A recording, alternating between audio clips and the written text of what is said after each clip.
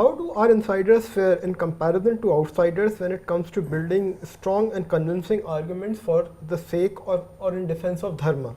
How well versed are they with the concept of Purva paksha that you always emphasize time and again?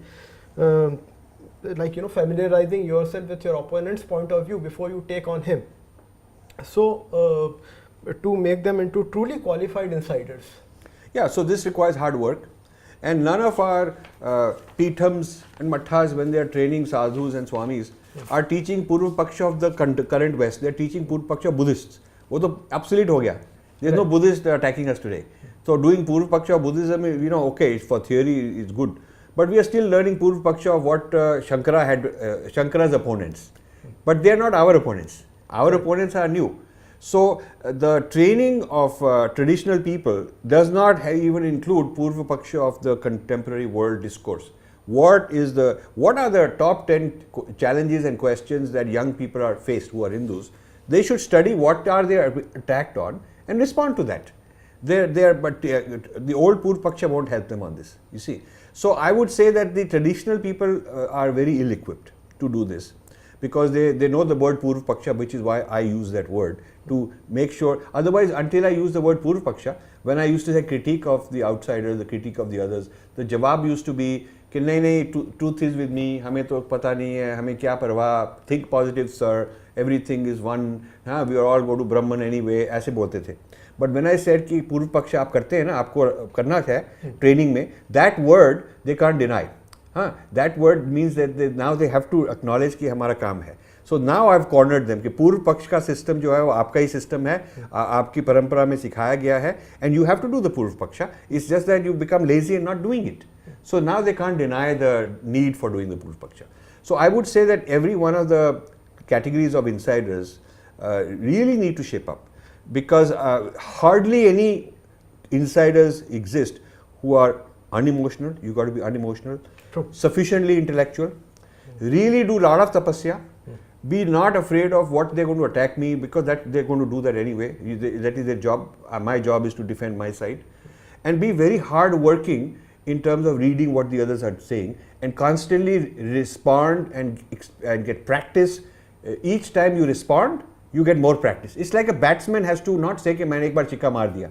I mean, he has to get up at 5 in the morning and go at the nets and keep practicing. So the game has to keep improving. So I call these intellectual kshatriyas. We need a home team of intellectual kshatriyas who are tough guys. अभी जो हमारी स्वदेशी Indology initiative है, we are training intellectual kshatriyas of a very high standard. I'm very confident of that. Rajivji, one very quick question, since we are speaking on Purva Paksha. What do you think, despite the country having a very rich tradition of Shastras, led to the decline of Purva Paksha? So, I've explained it in my book, The Battle for Sanskrit. And I've said that it could be that, when the Islamic invasion came, it became so horrible that people, to survive, had to say, I better not argue with them. I just comply with their requirements. तो मेरे को छोड़ देंगे. So it became more like a survival thing. I don't confront, because Purva Paksha is confrontational. After all, Adi Shankara goes traveling all over to debate opponents. But it's a non-violent struggle. It is, but it's still the other side. There is a kind of a non-violent confrontation. There is an intellectual debate. I don't agree with you. I'm going to argue with you. It's that kind of a posture. And this is very true whether you look at Mahabharata, how they are arguing, whatever you look at, whether you look at Dharmashastra, whether you look at Adi Shankara, the argumentation, very strong argumentation, is part of us. We are not supposed to be, ji, jo bhi aap keh rahe hain, theek hai, manenge. Upanishad. So somehow we lost that. We lost it. Now my feeling is that the Arthashastra text is where strategy is taught, strategic thinking, Arthashastra. And Arthashastra for many centuries was missing. There was no copy of Arthashastra existing. It was referenced in some books that there is Arthashastra, but nobody had one.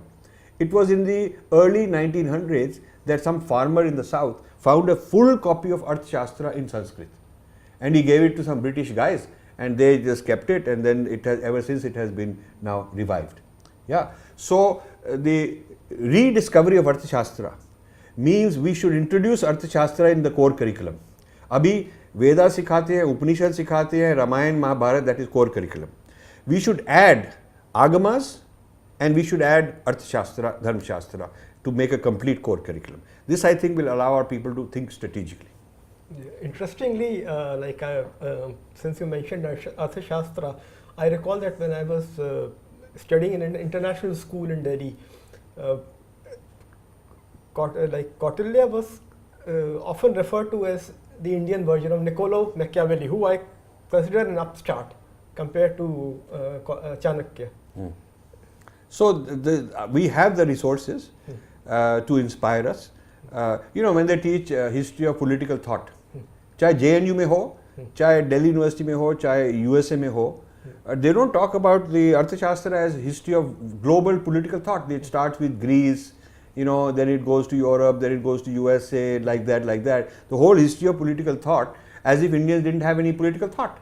But we've had profound political thought. Exactly. Arthashastra and Kautilya also got profound economic theory. And Machiavelli and Acharya Chanakya and Machiavelli are so poles apart. Yes. So we have to revive the study of our own thinkers. Okay. And so, what are the main challenges that need to be addressed before the school of what you define as the Indian insider Indology becomes a reality? So we are starting it already. We called it the Swadeshi Indology Initiative. We had one conference in Chennai earlier this month. We'll have the next one in January 2017, and we'll probably have 2 or 3 every year. So each conference we pick one target, and we will bring scholars who will critique, evaluate that target and give Uttar Paksh. Purva Paksh is I understand the other person. I know what all the issues are. Uttar Paksh I give back a full theory from my side. So all these topics one by one, which are the most important areas we're being attacked, we're going to take them on. So we are now in this trip, amazing things happening. I am creating a new team in India. We are going to create Infinity Foundation India. We are going to create that, and a new team who will put all this stuff together. So I think that's our response, and we want people to join us. We want traditional scholars to join us. We want these post-colonial, post-modern Indian type people to join us. We want people of all sorts to join us, but be team players, not sort of come, take something and run off and do your own thing, because then it's all chaos, So join us, figure out what's your role and help us, because alone we can't do it. But this fact about the insiders not being team players, is it a societal thing, or is it a result of around 1300 years of servitude? Because one of the most famous statements made by a former diplomat was that India is a glaring example of functional anarchy, John Kenneth Galbraith. What is your take on that? See, the thing is that just like there is a constant fragmentation of political parties, कि आपकी हमारे साथ नहीं बनी तो हम अपनी party शुरू कर देंगे. I mean, when Hillary Clinton and Obama were fighting for the primaries in the Democratic elections, there was so much bad blood, so much anger. But when Obama was elected, it was very important that Hillary Clinton has to join, rather than Democrats for Hillary Clinton अलग party बन गई. वो India का system है, वहाँ नहीं चलता. अभी ये Bernie Sanders had a huge fight with Hillary Clinton. Yeah, right. But अब he is endorsed her. See, that is their way. That in the end, you got to be part of the team. True. Before the choice is made, you fight like hell. But after the choice is made, you're part of the team. Otherwise, nobody will like you. So this is not part of our culture. That's why the Guru movements keep fragmenting. Political movements keep fragmenting. That unity hasn't been there. Now there is something good also about diversity of views. I'm not saying that there should be a central church and whatnot. But when there is a common interest, like a political problem or an opponent, like the outsider has been defined. We have defined outsiders in each of my books. Then the insiders ought to unify. Yeah, True. And I will support. आपने पुस्तक लिखी about some issue concerning outsiders. It is my job to support you in a topic that you've chosen, where you are working very hard. Similarly, in a topic where I've worked very hard and I've picked a target and I've done a good job, people are appreciating it. I expect support, rather than everybody trying to nitpick here and there and do their own thing. True. You see, so why it started? You see, one thing I'll tell you, it's not in the innate character of Hindus, because if you look at the Indus Valley civilization, if you look at Harappan civilization, it's the work of large number of people. How could you build Harappa? How could you build Dhoravira? Rathi Ghadi, all these great cities, huge cities. Or how could you have forced some of the finest steel in the world? You see, the thing is that in the Indus Saraswati, the amazing thing is that there's a consistency of tiles, there's a consistency of writing. So when there's consistency thousands of miles apart, for hundreds of years, for a couple of thousand years, there must be some standards organization, there must be some management, somebody who makes it, teaches training, there must be some training. So we must be organized people. It is not the result of individuals, it is the result of an large organized group that stays intact for a very long time. So how it happened, we don't know. Frankly, we do not have a history of society at that time. We need to do more research and keep developing. We have a little bit history here and there. So that will tell us how we have been organized traditionally. You see, and it has been broken in recent centuries. It has been broken. Because the first thing, if you look at the invasion and conquest of Native Americans by the Europeans, and you look at the invasion and conquest of Indians by the same Europeans around the same time.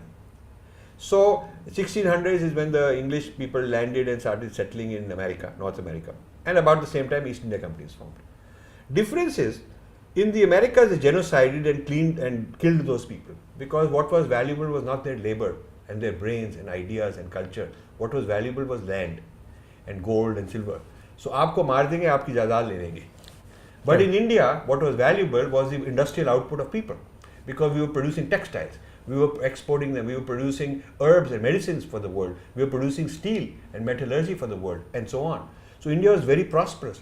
It's like you don't take over a factory and kill the workers, because they are the ones that make you the money. So when the Europeans colonized India, it was important not to finish them off, but to make them slaves. कि उनसे काम करवाते जाओ, but without killing them, keep them low, and get squeeze it out of them. That was the strategy. So to do that, they had to break this business of being organized, leadership, kshatriyata, people who are capable of standing up and revolting. So others, individual type person would be rewarded, especially the person who would be a sepoy, talk and hit against each other. Usko encourage karna chahiye, so that they'll be divided up. They will all be fighting each other. They will not unify against you. So this mentality is a colonial mentality of the insiders not being able to unify under somebody who has done some good work, which ideologically they support. But now the point is, how much passion will they put in, how much real hard work will they put in to support such a movement, rather than fighting each other and trying to bring somebody down. That is the issue.